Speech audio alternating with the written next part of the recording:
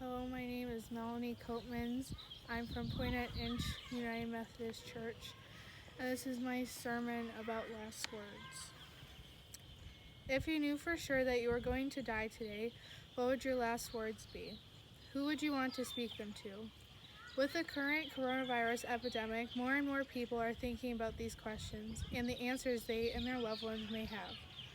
Well, like many people, Jesus had some inspiring last words. Just one example of inspiring last words come from the founder of Methodism, John Wesley. He said, "Best of all, God is with me." In Jesus' lifetime, he said lots of meaningful things, but some would argue not as meaningful as his last ones. "Father, into thy hands I commit my spirit." While on the cross, the person hung there was slowly suffocated. This means that it is extremely hard to talk while being hung up there. The fact that Jesus spoke 7 times while on the cross makes these statements even more important.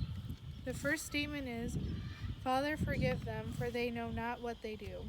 These words show that even at the painful end of his life, he is still thinking about and praying for the people who put him in that position. The very reason he was put on this earth was to save sinners from their sins, and he loved and forgave us until the end of his life. In this statement, we can see that he was focused on the care of others, even though he was in pain. The second statement was, "Don't worry, I will. Today you will join me in paradise." This statement shows that Jesus truly loved and cared about the sinners he was saving. Many of you may know that while Jesus was being crucified, 2 other men were being crucified as well. 2 thieves were hung on each side of him. At first they believed that if Jesus was really the Son of God, then he should save himself and them. Jesus in the end did save them by telling them that they would join him in the paradise that is the kingdom of God. In this statement, we can see his selflessness, for he was worrying about others although he was suffering.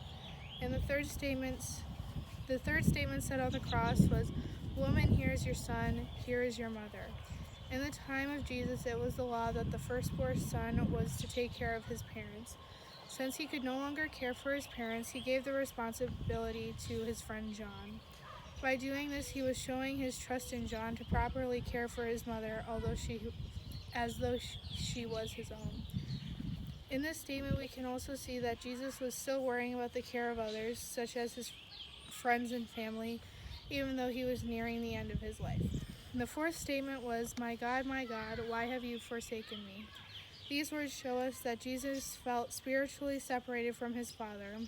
When Jesus took on our sins, he could feel the separation for the first time. God put the weight of the world on Jesus' shoulders so that we could be all right with God. And because of this, God had to forsake and punish him on our behalf. Jesus was feeling the pain and suffering that we should have felt. In this statement is where we can see a change in Jesus. He is in more pain and is no longer speaking about the people, but the pain and suffering he is feeling. The faith statement was, "I thirst." This statement can remind us that Jesus still suffered as a human. He lived and suffered so that he could fully understand humanity. This is evidence that shows Jesus suffered the full effects of the crucifixion. This statement could also mean that he thirsts for the pain to end. He needs to return to his Father as much as a thirsty man needs water. The sixth statement is, "It is finished." There are many variations of what this could mean. It could mean that his job was finished. Jesus sinlessly lived on earth to help bring salvation to mankind. In the end, he gave the perfect sacrifice for sinners. He brought salvation to humankind, thus meaning that his job is finished. It could also mean that he fulfilled the prophecy. By dying on the cross, he brought salvation, like promised in the prophecy. Finally, it could mean that his suffering was over. He suffered the limitations of existing on earth for over 30 years. Now, after his 6 hours of suffering on the cross, his suffering was over. He no longer had to exist in the rules of space and time, and no longer had the limitations of existing on earth. Finally, Jesus' last words were, "Father, into thy hands I commit my spirit." In his final minutes before death, Jesus turned over his spirit to his Father so they could live together in heaven. These last words, spoken with the last of his little amount of energy, showed us that Jesus trust his Father with his whole existence, even through the aloneness he feels at the end of his life. Jesus made the ultimate sacrifice by dying for us on the cross. He saved us from our sins. What can we do to make his sacrifice worth it? We can go to church and worship him through words and song. We can give gifts to the church and forgive others. We can be his hands and feet by helping people locally or even going on mission trips.